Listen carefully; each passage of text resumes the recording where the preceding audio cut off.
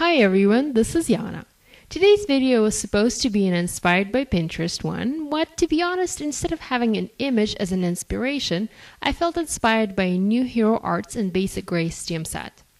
I really loved the cool geometric flowers and created a set of modern Valentine's Day cards you see on the screen.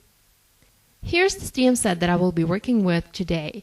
I plan to use a few flowers as well as the Be Mine sentiment and a few hearts, and also an additional Happy Valentine's Day stamp. As for the color combo, I'm going very bold this time, with black, butterbar yellow, neon pink, and a touch of Spring Hills green. Another set that I plan to incorporate into this project is the circles one. To be honest, this is one of my most loved and most used stamp sets from Hero Arts. These simple circles seem to go with just about anything, from a birthday to a holiday theme. I've shared many different projects using this set, and I'll link to a few here for you to check out. Now, because these flowers are geometric, I think they will work perfectly with the different diameter circles from this set. So let's get to work. I'm going to start working on my card by stamping a main sentiment first, Be Mine. I'm using neon pink ink color and simply stamping that in the center of my white panel. And this panel is cut to 4 1/4 by 5.5 inches. A clear block with grid lines is very helpful in cases like this. If you don't have one, you can always use a pencil and a ruler and simply draw a line to make sure your stamping is straight and centered. Next, I'm going to use a Stamp-O-Magic stamp positioner to make a positioning guide for myself to stamp the second sentiment, the Happy Valentine's Day. Now, after my guide is ready, I can go ahead and determine where I want my sentiment to be and stamp it using black ink for a lot of contrast. Now I can start filling the areas around my sentiment. There are two ways this can be done, either all around the edges of the panel or going diagonally on the bottom left to the top right corners. I'm going to show you the second option in this video, but first one is going to look just as nice. It's simply going to require a little bit more stamping to be done. Now, there is a third option too. You can use these floral images to create an entire background for your card and add a sentiment on an additional panel, like I did on my middle card here. Again, it's the same basic concept, just a little bit more stamping. Now, I do apologize for my head getting in the camera all the time. I need to move my tripod a bit so I'm not in the way. So first I'm going to stamp the large flower twice, to the bottom left and to the top right of my sentiment.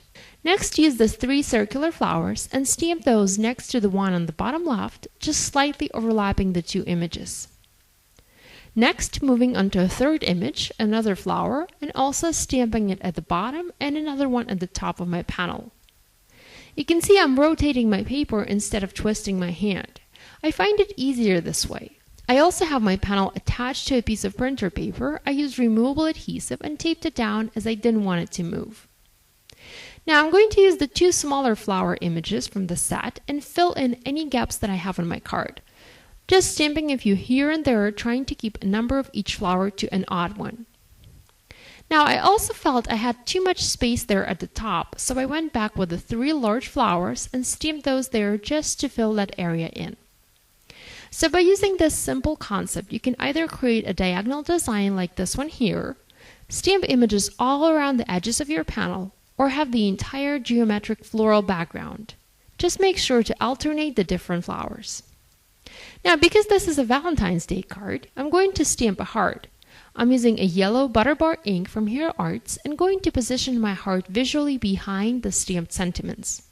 Now, because the color of ink is lighter than the neon pink and is lighter than black, it's going to look like the heart, the yellow heart, is positioned behind the sentiments. This is going to look a bit uneven at first, but the ink is going to spread around over time and it will look much better in just about a few minutes. Now it's time to start coloring our flowers. To do that, I'm going to use the circles, stamps, and various colors of ink. First, I'm going with the same butterbar yellow and stamping the large flower centers. Next is the Green Hills color. This time I'm using a smaller circle and stamping green on top of the small black flower that looks like almost a solid one. That green color is not going to be very visible, but it's going to add a tiny pop of green to my floral Valentine card. Finally, I'm going to continue that hot pink by stamping the centers of the geometric flowers using this color. After my stamping and coloring was done, I trimmed my panel down to 4 by 5.5 inches and added several gems of different sizes to each of the flower centers. Finally, I adhered the stamped panel onto a yellow card base using foam adhesive, and that finished my card. Here are a few other examples using the same idea but different amount of stamping. Notice how each is complemented with various gems for a beautiful finished look. These cards were super easy to make. I don't think I spent more than 15 minutes on each. You can also reverse this design and do your stamping on pink cardstock with white ink. I think that would look great too. Well, this is it for today. I hope you enjoyed. As always, you can find the list of supplies to create these cards in the video description and also on my blog.